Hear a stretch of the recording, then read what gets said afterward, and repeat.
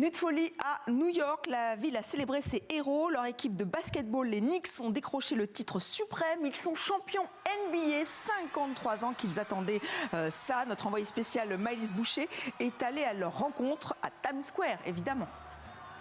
Après une victoire face aux Spurs, les New York Knicks sont champions NBA, une première depuis 1973 et après 53 ans d'attente, la fête est au rendez-vous dans les rues de New York, comme ici à Times Square où les supporters partagent leur joie. Je suis aux anges, nous avons enfin remporté le titre après 53 ans, ça a été long à venir.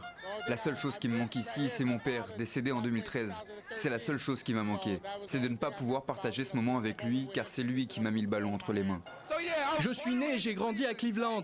Il y a 10 ans, les Knicks ont remonté un score de 3-1. Maintenant je suis à New York et les Knicks mènent. Les Knicks mènent, on est champions bébé.